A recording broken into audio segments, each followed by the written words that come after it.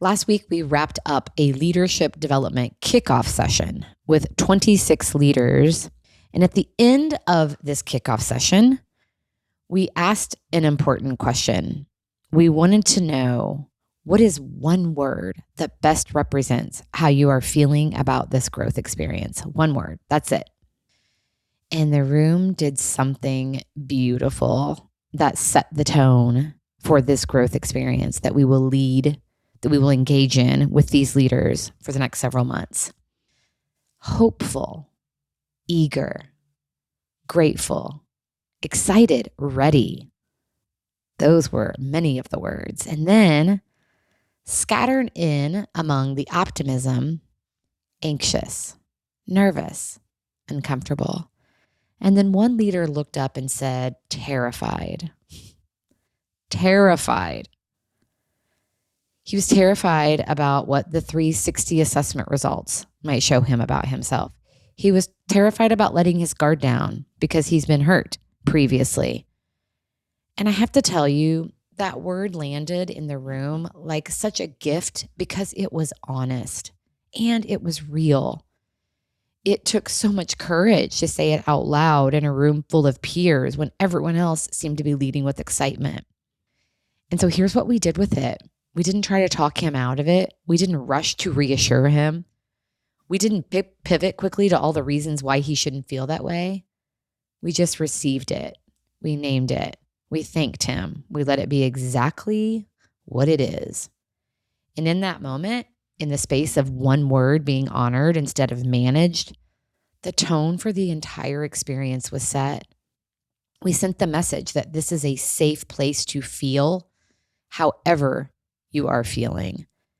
Like that is the environment that we want to create. And that doesn't happen with a framework or a policy or a value on a poster. It's what happens when someone says something vulnerable and the room doesn't flinch.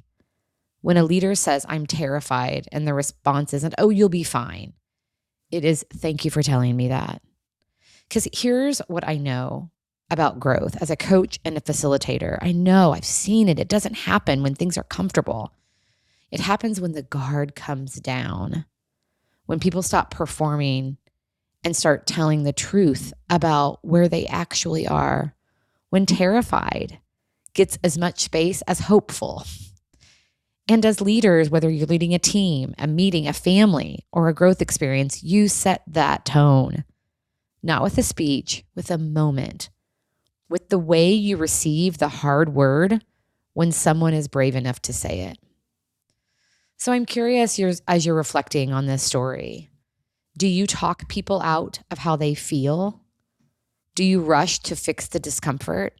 I know that there have been many times when I have fallen into that, particularly with people who are closest to me.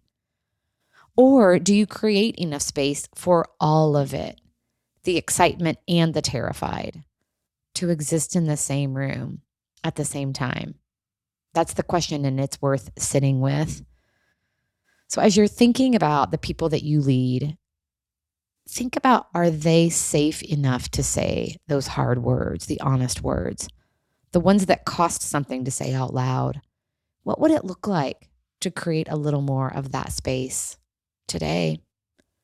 Because that's when the real work begins, when the guard comes down, when terrified gets a seat at the table right next to hopeful.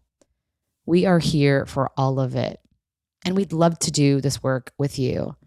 If you want to learn more about the growth experiences we're creating, check out abundantempowerment.com. What a great way to take care of yourself and ultimately each other.